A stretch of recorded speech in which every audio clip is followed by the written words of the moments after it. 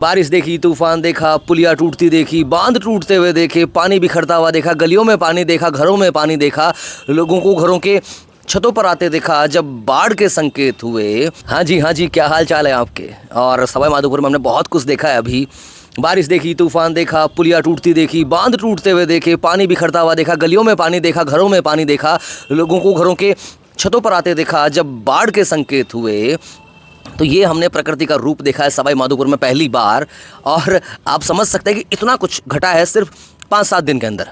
और ये सब प्रकृति ने फिर दिखा दिया है कोविड के बाद कि भैया इंसान तू अमर नहीं है, प्रकृति के आगे तू कुछ भी नहीं है। जब तक प्रकृति ज़िंदा है तू ज़िंदा है। प्रकृति को तूने जिस दिन बहुत ज़्यादा नुकसान पहुँचाया तो उस दिन नष्ट हो जाएगा। हालांकि हमने प्रकृति का बहुत ज़्यादा नुकसान तो कर ही दिया है, तो प्रकृति अपने आप को बैलेंस कर रही है। और बैलेंस करते करते अब हमें ये समझना पड़ेगा कि हम इस प्रकृति का कितना और अच्छे से दोहन कर रहे हैं। क्योंकि आप समझ सकते हैं कि ये प्राकृतिक वातावरण जो आप देख रहे हैं मेरे पीछे, ये रणथंभौर का बहुत ही खूबसूरत स्थान है जहाँ पर लोग घूमने आते हैं, एक्सप्लोर करते हैं। सोचिए हम लोगों ने हर तरह से इस प्रकृति का कितना दोहन किया है और प्रकृति ने हमें इतना कुछ देने के बाद भी अब तक हमें कुछ नुकसान नहीं पहुंचा है। लेकिन प्रकृति अपने आप को बैलेंस करने के लिए कुछ ना कुछ तो करेगी ना दोस्त।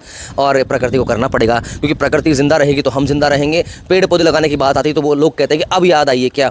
भैया जब याद आई है तभी से काम शुरू कर दीजिए। इतना लेट क्यों होते हैं और कि आगे आपको मौका ही ना मिले। सोचिए इस बार सवाई माधोपुर में बाढ़ के इतने भयंकर संकेत थे कि हमारा सवाई माधोपुर पूरे देश में हाईलाइट हो गया था कि सवाई माधोपुर में बाढ़ के संकेत है। सवाई माधोपुर में इतना पानी भर चुका है, रेलवे स्टेशन पर पानी भर चुका है, घरों में पानी भर चुका है, बांध टूट चुके हैं, तालाब फुल भर चुके हैं, सड़कों पर पानी है, सड़कें टूट चुकी हैं, सड़कों की हालत ख़राब है। फिर भी हम लोग नहीं समझ रहे। हम किस मिट्टी के बने हैं हमें समझ में ये नहीं आता। इंसान चाहता क्या है इस प्रकृति से। और जब प्रकृति किसी प्रकार का नुकसान करती है तो ऐसा हो गया, हमारे साथ वैसा हो गया, तो इसमें गलती किसकी थी? गलती तो हमारी है ना दोस्त। और जब हम गलती करेंगे तो भुगतना भी तो हमको ही पड़ेगा ना। और जब इतनी बड़ी गलती करने के बाद सज़ा भी ना भुगतें तो ऐसा हो नहीं सकता। और ये प्रकृति है, हमें बहुत कुछ देती है। खाने पीने को, कपड़े बन रहे हैं, ये माइक बन रहा है, मैं जिस कैमरे से वीडियो शूट कर रहा हूँ वो कैमरा, वो मोबाइल, वो सब बन रहे हैं। लेकिन अंधाधुंध जिस तरह से दोहन किया जा रहा है प्रकृति का, वो हमारी नाश का कारण है। और अगर ऐसा ही चलता रहा तो सोचिए आने वाले कुछ दिनों बाद हम लोग मास्क लगाकर घूमेंगे। कौन सा मास्क? Oxygen mask.